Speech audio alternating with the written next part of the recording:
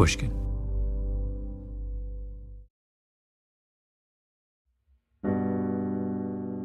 I grew up in what we call Calumet Heights neighborhood. It's just southeast side of Chicago, painted by violence and health inequities at a time where it was not nice to live in that neighborhood, at a time where it was very dangerous, where it was very gang-ridden. Yes, there's still a lot of violence today in Woodlawn. Nothing like just 20 years ago when I was a child growing up in these neighborhoods and having to watch out for myself. On a cold and rainy winter's day, I went to Chicago to see a young man named Abdullah Pratt. Big beard, thick black plastic glasses, built like a linebacker. What was your path? When did you decide you wanted to go into medicine, and when did you decide you wanted to pick emergency medicine? So I think I wanted to be a doctor since the time that I was a child. I remember having the Fisher-Price bag at Christmas and, being 3-4 years old and stuff. I grew up in the museums. So the Museum of Science and Industry was a sanctuary for me as a child. The Shedd Aquarium, I did my first dissection of a squid at the age of like 7 or 8. Those things fueled a passion for science, a passion for anatomy, and after growing up in a completely 100% African-American community, I was in programs where I'd be the only African-American, but I was winning awards for being the best. So it taught me that I could compete and that I could make change. And when I was a senior in high school, I was working as a temp deliverer of grants at on UChicago's campus. Really good job. I was making like $17 an hour for that summer. Yeah, it was for high school. I did not make so. Oh, man. I didn't make that much money again until I was a doctor. So that just lets you know how that works. But I remember asking people like, hey, I live in Woodlawn a lot. I'm in Woodlawn a lot. And there's a lot of violence, a lot of social inequities. You ride your bike or walk 2 blocks and it's this beautiful campus. But you go to ask these heads of departments, hey, who's here fighting for the little people 2 blocks away where my family is? Who is here who cares about them and who's doing something? I want to meet them. I want to ask them these questions about why more isn't happening. And a couple of these heads of departments literally looked me in the face and said, young man, maybe you're the answer to the questions that you have. Maybe you have to take on the burden of sacrificing and making yourself into the type of candidate that can qualify to get here. Go get that 3.9 GPA, no excuses. Go fight for your community, learn about the issues, and do it.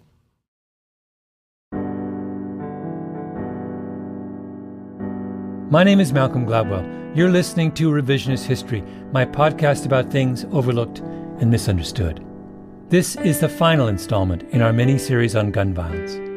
It's about a young man who grew up in one of the most dangerous communities in America, became an emergency room doctor, and decided to stay in the same neighborhood where he grew up.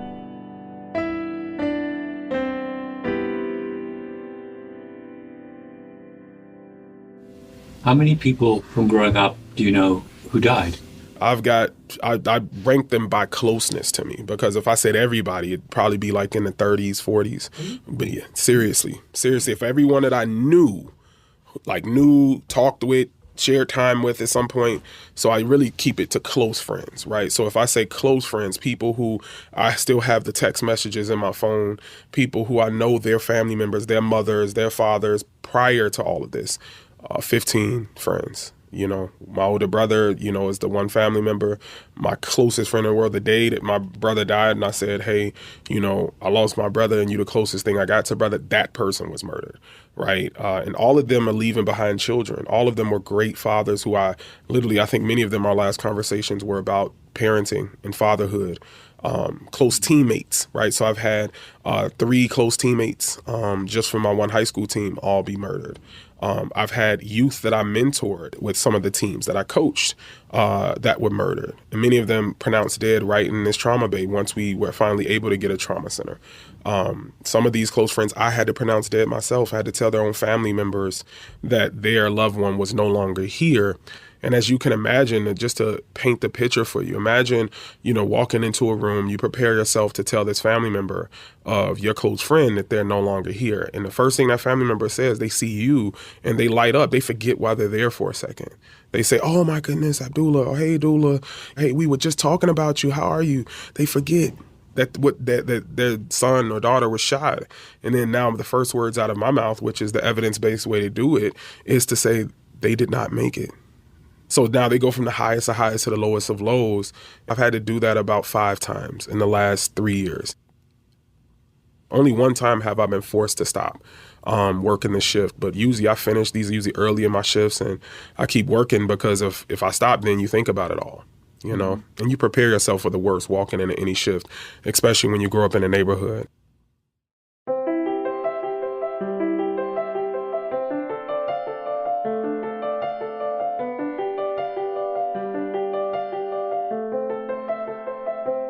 A few years ago, I did an episode of Revisionist History called The Standard Case, where I interviewed a Catholic priest named James Martin.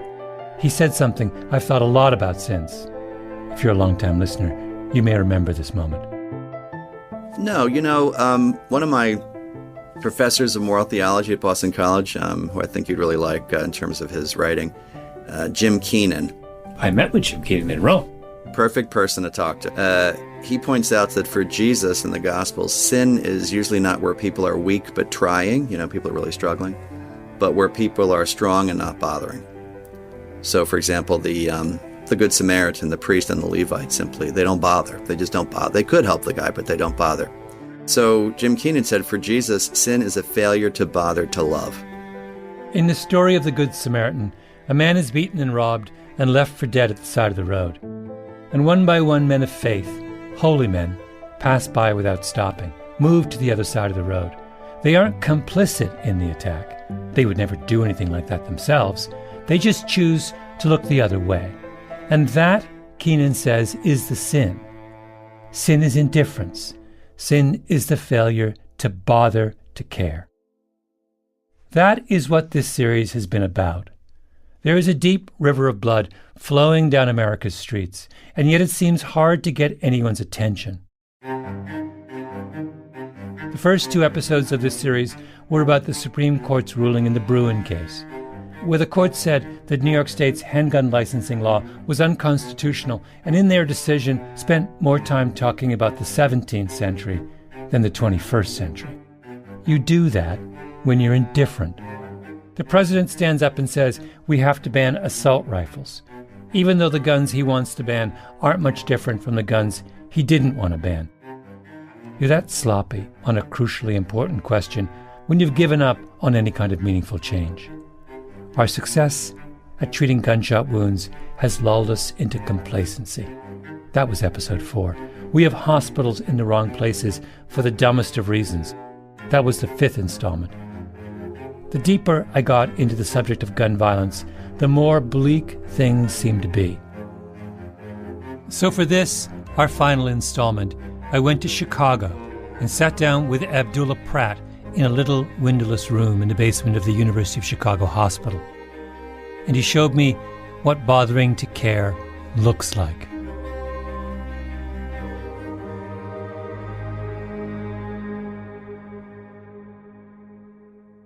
And unfortunately, that was the last words my brother told me before he was murdered, is looking at me being a first-year medical student at UChicago, he reiterated that. Like, hey, little brother, this is all good, that you got a nice apartment, you got awards, you're doing good things, you're chapter president of your Student National Medical Association, but there are two types of people in this world. There are people that do for themselves, and there are people who do for others. The people who do for themselves, they get rich, they make money, they live somewhere else, but we call those sellouts. And then the people who do for others, they get broken by this. They end up poor. They're not able to actually have the impact that they want to. Abdullah's brother's name was Rashad. He was Abdullah's best friend and protector. He was killed when he tried to stop some kids from stealing a car.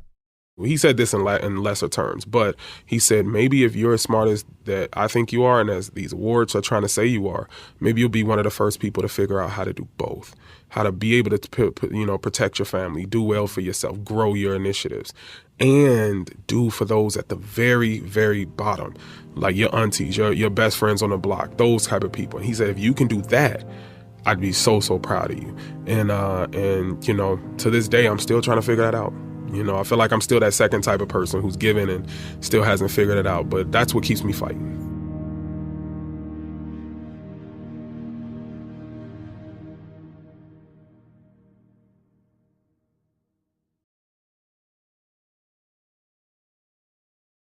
When I met with Abdullah Pratt, I asked him what the busiest night of the week was at a trauma center. He said, weekends, of course, and holidays when people have been drinking a lot. This most recent month, the night before Martin Luther King's holiday was one of the worst trauma nights I've ever had. You're talking about I think I had 6 people pronounced dead from violence all in a night. A few more that made it to the operating room, very critical injuries. That's a Sunday night in January that's happening. The day before Martin Luther King's birthday, literally hours into the day of Martin Luther King's birthday is a big surprise. People dead pronounced dead? Yeah. If my memory serves me right, it may have been more. Did you hear about what happened the night before Martin Luther King Day on the south side of Chicago? I didn't. Now, if that had been a mass shooting, we all might have heard about that. Mass shootings seem to be the one part of the gun violence epidemic that still grab all of our attention, for good reason. But there are roughly 20,000 Americans murdered by guns in a typical year. And of that 20,000, only a few hundred die in mass shooting incidents. It's a very small part of the problem. If you could wave a magic wand and end all mass shootings tomorrow, the people who work in trauma centers say they wouldn't notice the difference. And if we want to be cynical, or maybe just realistic, we should admit to ourselves that paying so much attention to the smallest part of the problem is a form of indifference. It's changing the subject. The thing that struck me about Abdullah Pratt is that he refused to change the subject. What guns are they using? All of them. So everything from the 9mm, the Glock 40s, which are very convenient. A lot of them like the Glocks. Unfortunately, Glocks don't have safeties on them. So when those guys who are shooting themselves, that's how that's happening. Many times it's with the Glocks. There used to be a day where everybody liked the revolvers because the shells didn't fall. And so you had less evidence, but now they don't care about evidence. The lack of conviction rate of murders, they don't care. Many people are killing people broad daylight with no mask on and literally daring people to hop on the stand and testify against them. And of course, no one does because we can't assure protection for those people. They still have to live a life. They still have to exist in the neighborhood. You're not going to put 24-hour protection on them. The kids were fitting something called a switch on the back of their handguns, a little plastic device you can buy on the internet that makes the gun fire much faster. A handgun is hard to aim at the best of times. With a switch, it's almost impossible to control. I think there's a lot more brazenness of how these murders are happening, a lot less care for collateral damage. So you're looking at people and normally, and you can watch the videos. You can find these videos easily on YouTube or on, social media of different aspects, but you see these surveillance and the people literally just standing over someone, shooting until the gun just doesn't even, until that person just stops moving or the gun jams or something like that. He said that when he was growing up, a lot of the violence he saw around him was gang-related, turf battles, business disputes over drugs that turned violent. But what he's seeing now is much worse. It's much more interpersonal, meaning that you can trace many of these beefs between local factions down to 1 or 2 murders that happened years ago, 10 years ago, when they were children, when they were 13, 14, and that unaddressed trauma of you losing your friend at 14 or 15 causes you to snap in a way that if you don't have the right support system and you have access to firearms, you become that menace. You become that person. Admittingly, these are words they use, the super savages, the vultures. These are words that are coined by the youth themselves to describe themselves in this manner. And now you have a tit for tat. I go kill your cousin. You come kill my brother. I go kill 2 of your friends. You come kill this person. And it literally goes on and on. We're talking about 2, 3, 4 block territories. We're not talking about whole sides of the cities that are dominated by a cartel or a gang. We're literally talking about, yelling distance. If I can't hear you call, that means you're not in my set. If I scream out my front window. And you ask them, how did you get here? And they'll tell you, you don't know. Well, how can we help stop this? Ain't no stopping this. They killed my friend, my cousin, my brother. I'm not stopping till I'm dead. And so you have high at-risk, deeply entrenched youth who are going through these things, who have been traumatized, and their value for life is diminished. And they say things like, well, nobody cared when my brother was killed. Who was there to help me? So why should I care about me killing your brother? Now everybody's life doesn't matter. Now you go rob someone and some innocent person gets shot. Nobody cared when my auntie got shot. She got shot just walking from the Save-A-Lot store into her apartment one day. Nobody cared about that. My cousins don't even have a mother anymore. Why should I care what happens to this lady? And it's hard to combat that.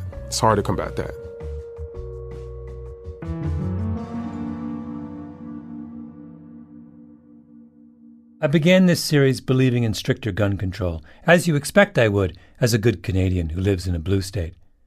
Background checks, licenses, age limits, sensitive place laws, on and on. I still believe in all those things, in the abstract, but after I sat and listened to Abdullah Pratt, I realized that very little of what I thought of as a solution would actually solve the problems he was talking about. Can you really pass a law and make a big dent in this kind of a problem? Expecting laws to handle this kind of violence is what we do when we're not really paying attention. This is all the scoreboard. Another word that's coined by our youth is check the scoreboard. So let's see how many people of yours we've killed, how many people you killed of ours, who's up. So it definitely is a competitive thing. It's a clout thing, an attention thing too. So you can make your name off who you kill, even if you have nothing against that person. Just by saying, I shot that person, everybody's mad, everybody's heard about that, look at me. When you place yourself in the shoes of a young man or woman who's never had a room full of trophies, never had the awards on their mother's refrigerator, they've never had anything to take pride in that says, I'm good at something, I'm a winner, at least at one thing. They don't even have that. And they feel like their whole life they've taken nothing but losses to their pride. Every day someone's stepping on them. Every day somebody's telling them what to do. Every day this. So when you run into somebody, you're like, listen, I'm not doing that again today. Today I will not take another L. And in those different types of situations, something like, hey, I'm a big name now because I shot and killed somebody. That may be the first time that anybody gave them any type of respect, any type of admiration, and adoration, unfortunately, happens. This may be the first time that girls know your name. So you might have went to high school, you were the one that maybe struggled to read. Maybe you had learning disabilities that were unaddressed. You didn't have the finances to dress in the nicest clothes. And now you're somebody. All of a sudden you wake up and people are talking about you on Twitter in these spaces, these very entrenched spaces, or on Snapchat or whatever the case is. And to many, that's a powerful position because for once they can control something. They can cause fear in someone. For a 30-year stretch starting in the early 90s, Chicago didn't have a trauma center on the south side of the city. So if you were shot there, you had to be taken to big hospitals at the other ends of the city, north to Northwestern or Cook County, or west to Advocate Christ Medical Center, which meant that if you were shot on the south side, you were far more likely to die in the ambulance before you got to the hospital. We talked about that in the previous episode. Abdullah Pratt was a big part of the fight to finally open a trauma center on the south side. And during that battle, one case hit him hard: the shooting of a young man named OTF Newski. And I didn't know this at the time, but there was a big scene gathered also not too far from where I grew up. And there were people standing around yelling at the police saying, why aren't you helping them? Why aren't you helping them? And this young man, I can remember driving past slowly as I get past the crowd and just seeing him gasping for air, blood all over the place, nobody helping, yellow tape starting to be put up. And I remember that just hit me heavily. And it was that day that I found out that there was a law that says that if there's an active shooter event going on or the scene hasn't been secured, the police do not allow ambulances in to help. And that's what also galvanized what myself, my MedKeep team does to try to train lay bystanders, not only in how to deal with these gunshot wounds, but also in the laws that allow them, the Good Samaritan Act, the innocent bystander laws that protect them from prosecution for trying to help if they're earnestly trying to help. And we trained over 7,000 youth in Chicago South Side in areas that had no other trainings like this going on. Trained 7,000 youth. young people in the south side of Chicago, basically about how to handle a gunshot wound before help comes. Yeah, those things, those memories are etched into my mind almost as clear as my brother's, the memory of seeing him being pulled out of his truck the day he died. So when you look at it that way and you look at the potential, those young men would have been 26, 7 now. They would have been coming into their own, maybe helping stop violence. As he talked, he was on his way over to a school not far away, Dulles Elementary, to do one of those training sessions, this time with a group of fourth graders. Yeah, it's in the heart of Parkway Gardens, a.k.a. DeWick, a.k.a. O Block, right? The most notorious project housing still standing in Chicago. And we'll be there. We're going to teach them actually how to deal with gunshot wounds and do CPR. When I first get there for them, what it's going to be like is them, number one, saying, hey, who we are, this is a sensitive moment.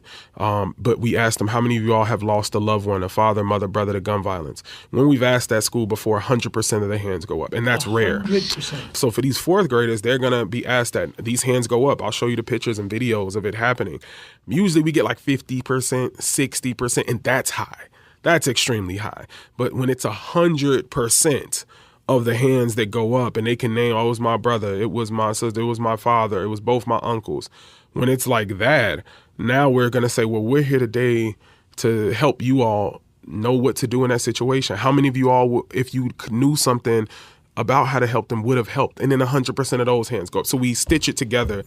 He's teaching the kids how to be first responders, to do what they can do before the ambulance arrives. And then we teach them the ABCs, really simple. A means alert 911. Call 911, tell them you need an ambulance, what's happened, where you are, and importantly, that the shooter has left the scene. So that's A. B stands for bleeding. Find the bleeding. So now you have to see what's injured. So if that means ripping open a pants leg or a shirt or something like that to find the hole, it's important, because if you start putting tourniquets and holding pressure on a hole and that's not where the hole actually is, you're actually not even helping them, and you could be creating more harm for the person. So then the next thing is C, which is compress the wound. Compress the bleeding wound, teaching them how to place tourniquets and things, and being practical to say you're probably not going to have a tourniquet. You're probably not going to have gauze. So this is how you use a tampon, right? It was meant to go into holes and soak up blood. For the young men, you probably never seen this unless you were playing in your sister's drawer or something, but we'll teach you how to use this, because this is probably going to be at your fingertips. You know, maxi pads and absorptor pads are going to be at your fingertips. That's what you need. You need to be able to pack these wounds to help absorb, to give this person time. And so we try to keep it simple. We're not trying to teach them how to be a trauma surgeon. We're trying to get them to feel confident enough to act, do something, call 911 early, sit there with the person, and then 911 will actually walk you through these things. In this past summer, we actually had a young lady, a young Latina lady who, one of my best students, and she came to me week 2, and she's like, Dr. Pratt, I need a new kit. I'm like, girl, you lost your kit already? I'm like, okay, I'll go get you a new kit. She's like, no, I didn't lose it. I promise, I didn't lose it. I said, what happened? She said, I had to use it. And I was like, well, what do you mean you had to use it? She was like, oh man, they shot someone right in front of my house. She, I got it on video. She shows me the video. She did everything right. She took the time to watch the people leave. She calls 911 on the way out. She goes and gets her kit that we had just given her days before that. And then the police come right on time, and they're like, you can't be here, you need to move. And she's like, no, there's a law that says that I can be here and help, and I have the kid, and I don't want to see him die. And they're like, we'll compromise. We'll take the kit. We'll make sure we use it. We just don't want you in harm's way. You can stand off to the side. And literally she has the pictures and videos of them using everything in that kit, to the tourniquets, the gauze, the everything, strewn out, used. And so of course she got her another kit. And I was so proud of her for being able to, this young lady was either 16 or 17. She wasn't even a senior yet. So this was like a sophomore, junior. This is nuts. Yeah. In the streets of Chicago, an ER doctor who has lost 15 close friends and his older brother to gun violence is going out to local elementary schools on his afternoon off and teaching fourth graders how to stabilize a gunshot wound. This is what it means to bother to care. Abdullah Pratt doesn't turn his back on where he's from or hide behind a wall of indifference or change the subject. He sees a river of blood and he says, maybe there's something I can do right now to stem the tide. Do I know what the equivalent act is for the rest of us who don't live in the middle of the crisis? I don't. But we can at least start by acknowledging that Abdullah Pratt's Chicago is also our Chicago. Our country, our flesh and blood. We live here too.